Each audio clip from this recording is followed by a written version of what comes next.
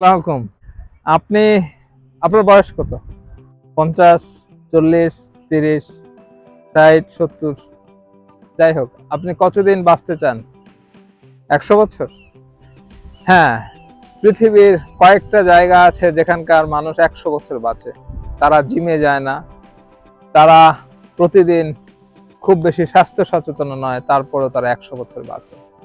জায়গাগুলো পৃথিবীর কয়েকটা এলাকা, সেটি হচ্ছে জাপানের একটা দ্বীপ ওকানোয়া, ইটালির একটা নাম করা দ্বীপ রয়েছে ভূমধ্যসাগরে সার্দিনিয়া, কোস্টারিকার একটা এলাকা, এবং গ্রিসের কাছে অর্থাৎ ওই সার্দিনিয়ার কাছে আকিরা নামে একটা ছোট দ্বীপ রয়েছে। অর্থাৎ ভূমধ্যসাগরের দুটি ছোট দ্বীপ, জাপানের একটি দ্বীপ এবং কোস্টারিকা অর্থাৎ আমেরিকার, দক্ষিণ আমেরিকার একটা দেশ, ছোট দেশ, গরিব দেশ, এবং ক্যালিফোর্নিয়া, অবশ্য আমেরিকা অনেক ধনী, ক্যালিফোর্নিয়ার একটা ছোট জায়গা রয়েছে, সেখানকার মানুষও প্রায় 100 বছর বাঁচে। সম্প্রতি কিছু গবেষক এই এলাকাগুলো গিয়েছেন এবং এই কয়টি এলাকার নাম দিয়েছেন blue zone. Called blue zones. They are places in the world where people are living longer, healthier lives. Of course, we'd all like to know how communities like that pull it off. As Aaron Hassanzadeh discovered, it's not about diets, gyms, supplements, or superfoods. Sardinia, Italy, Ikaria, Greece, the Nicoya Peninsula of Costa Rica, Okinawa, Japan. Dots on the globe with vastly different cultures, but one unifying bragging point. People there live to 100 at one of the highest rates in the world. নীল অঞ্চল, এই blue zone অর্থাৎ এই কয়টি এলাকার মানুষের জীবনযাত্রা, তাদের খাদ্য অভ্যাস, তাদের লাইফস্টাইল সবকিছু গবেষণা করে তারা দেখেছে যে এদের মধ্যে বেশ কয়েকটি মিল রয়েছে। নাম্বার 1 হচ্ছে, 1 নাম্বার, খুব মনোযোগ দিয়ে শুনুন, পারিবারিক সম্প্রীতি। তারা সবাই খুব পারিবারিক বন্ধনের মধ্যে থাকেন, দাদা, নানি, নাতি এবং বন্ধু বান্ধবের সাথে আড্ডা দেন, এটি তাদের মধ্যে একটা common. To 100 today. Yeah, she's revealing the secrets to a long and healthy life from those so-called blue zones. All your secrets. Meet Jose Bonifacio, 100 years old. আরো দুটি কমন দিক রয়েছে, সেটি হলো এই গাড়িটা সম্ভবত পিছাবে, আমরা একটু এদিকে আসি। আরো কমন দিক রয়েছে, এরা কেউ সোডা পান করেন না, অর্থাৎ কোক বলেন, পেপসি বলেন, ফান্টা বলেন, এগুলো তারা পান করেন না। এই গাড়িটা যাক, যাই হোক, এটি একটি কারণ।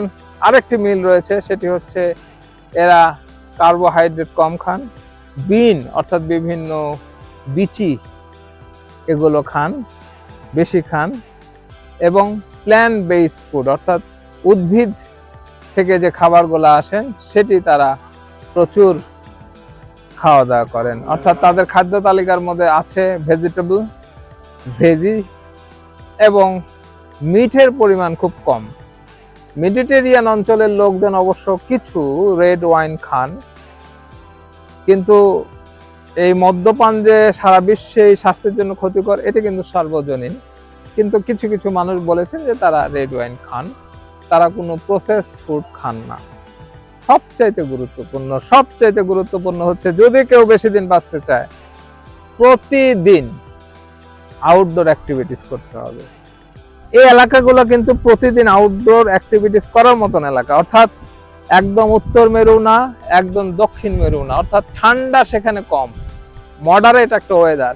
তারা প্রতিদিন বাইরে বের হতে পারছে। আমার ব্যক্তিগত, কিন্তু আমিও পৃথিবীতে যেখানেই থাকি না কেন এই আবহাওয়াটা খেয়াল করি, যে যেখানে অতি ঠান্ডা সেখানে আমি থাকতে চাই না, যেখানে অতি গরম সেখানেও আমি থাকতে চাই না।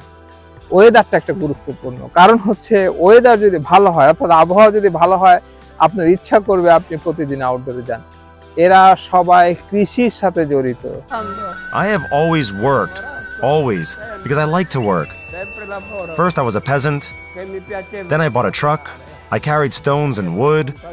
Until I was 93, I was doing chores all around the house. In my life, I never refused to work. I never skipped a day. এরা নিজেরা কাজ করতে ভালোবাসে। জীবন যাত্রার এবং দীর্ঘায়ু হওয়ার অন্যতম আরেকটি উপাদান হচ্ছে আপনি কোন পেশাতে আছেন। আপনি কি কম্পিউটারের সামনে কাজ করেন? আপনি কি প্রতিদিন হিসাব করেন? আপনি কি এসি রুমে থাকেন? কোনোদিনও আপনি দীর্ঘায়ু হতে পারবেন না। যত ভালো ওষুধ খান, যত ভালো মেডিসিন খান, কাজ হবে না।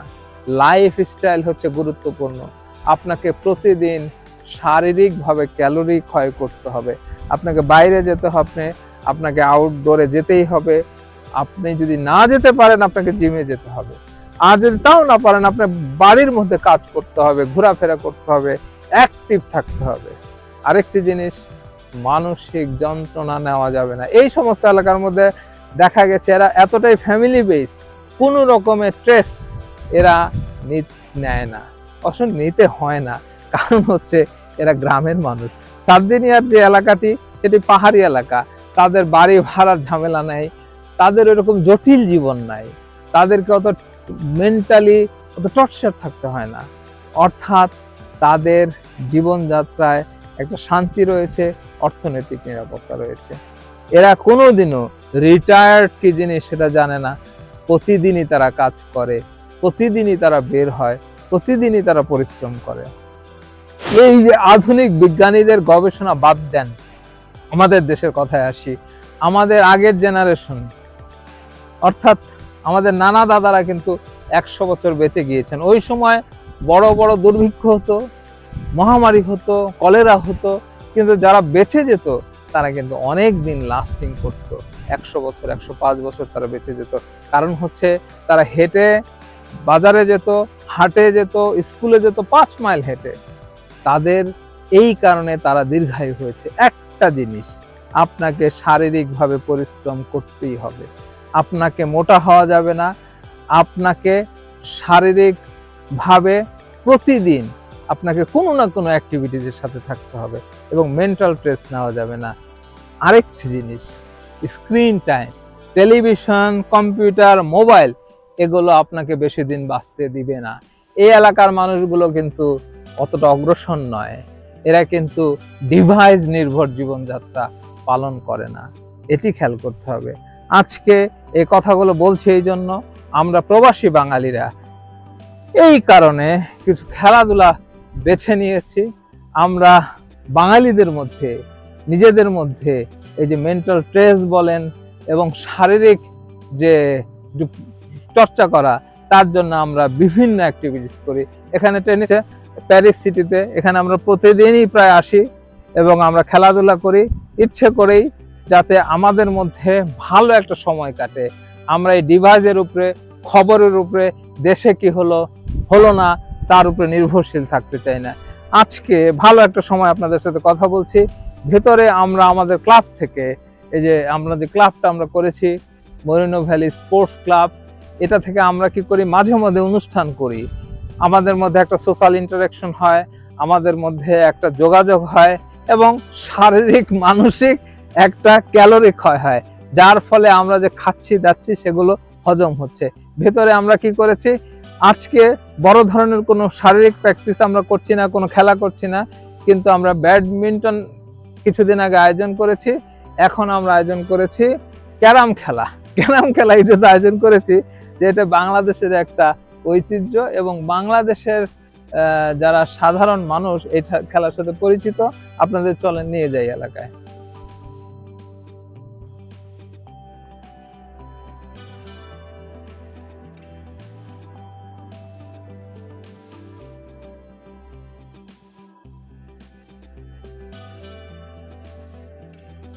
অনেক বাঙালি বলছিলেন যে বাংলাদেশে আমরা ছোটবেলায় খেলেছি কিন্তু এখন খেলতে পাচ্ছি না, এমন কি? তখন আমি বললাম একটা জিনিস, ক্যারাম খেলা, লুডো খেলা, দাবা খেলা, এগুলো কিন্তু মানুষকে একটা রিফ্রেশমেন্ট দেয়, একটা মানসিকভাবে মানুষকে চাঙ্গা রাখার একটা ব্যবস্থা করে। আসুন আমার সাথে।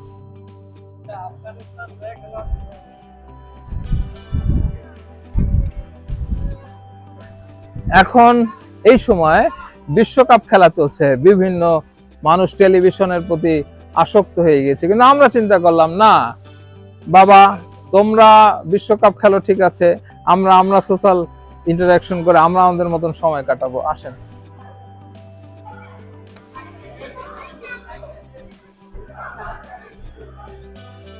এটি হচ্ছে এই শহরের একটা জিমনাসিয়াম, সেটাকে আমরা ভাড়া নিয়েছি এবং এখানে আমরা একটা বাঙালিদের জন্য ক্যারাম, লুডো ইত্যাদির খেলা আয়োজন করেছি। আসুন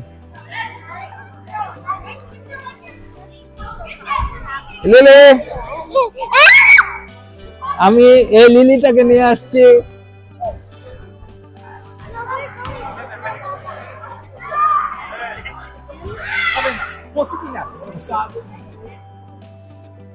বাঙালি কমিউনিটির লোকজন আসছে এবং সবই আমাদের পরিচিত, আমাদের ভাবি, আমাদের খালা, আন্টি সবাই এসছে।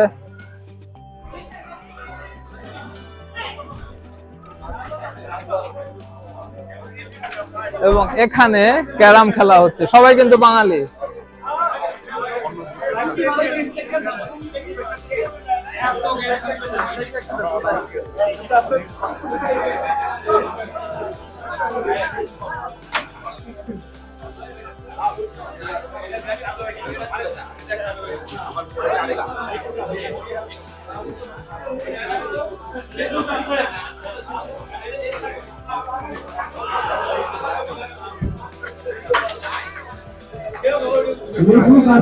আসলে খেলা চলছে এবং এটার আয়োজন করার পেছনে অন্যতম কারণ হচ্ছে যে বাঙালিদের মধ্যে একটা যাতে যোগাযোগ থাকে এবং একটা সামাজিক ভাবে মিলন হয়, সেটি হচ্ছে মূল উদ্দেশ্য।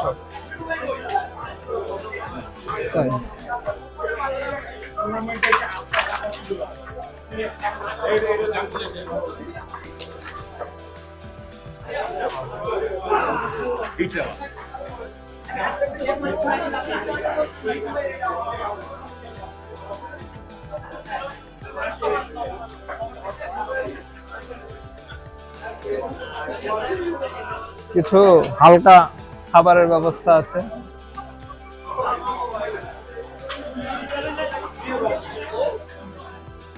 এবং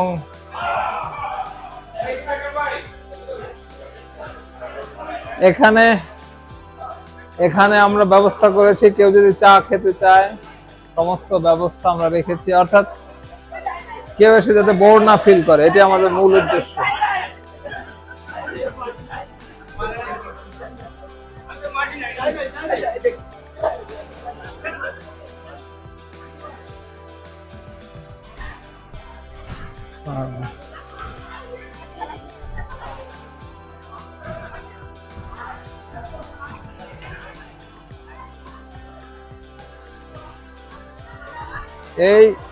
এই প্রাইজ গুলো দেওয়া হবে যারা কিছুক্ষণ পরে যারা বিজয়ী হবে, আপনারা যে ক্যারাম খেলাগুলো দেখছেন তাদেরকে এগুলো দেওয়া হবে। ফার্স্ট, সেকেন্ড বিভিন্ন ধরনের পুরস্কার রয়েছে।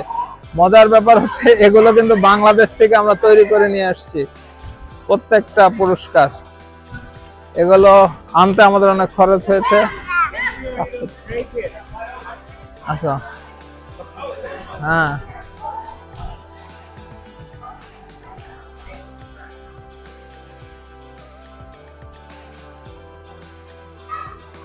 আসসালামু আলাইকুম।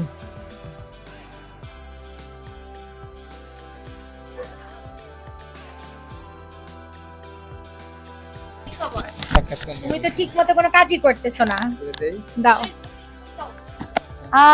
The main reason that we set up this event is to take children and kids, and we spend most of our time now watching the phone and going through all our social media accounts, which is I remember when I was a kid back in the 90s, we played outside, we had fun, we played games, we played tag, we played basketball, soccer. But now all the children, everybody's stuck on their phone. Adults, everybody's stuck on their phone. So one of the main reasons behind doing the sports events was so that we can get everybody more involved in sports, physical activity, so that everybody could be more, the children can be more active and not just sitting on a couch, getting obese. We're trying to avoid obesity. We're trying to, and sports and being active in different areas of sports. It's good for your mental health also, it helps you deal with anxiety, depression. So why not? Why don't just get everybody together, get the kids together, and we just do something amazing with the community. Announce the names, and one of our another organizer, Chandra Rahman, she's gonna give the gifts to the first, second, third presents, okay? Hi everybody, hope everybody's having a good time. Okay, so for our first game from ages 4 to 6 for freeze dance, the first prize goes to Avni! Okay, Avni, you get a gift. The gift is coming. There you go. Good job! Yay! Avni, wait. Avni, wait. We have another medal for you. Okay, so for our 4 to 6 years old freeze dance, our second prize goes to Talia! Hi, Talia! Okay, Talia. Wait, Talia! One more. There you go. Yay! And then for our 4 to 6 freeze dance, our third prize goes to Lily! There you go. And the gift. Thank you.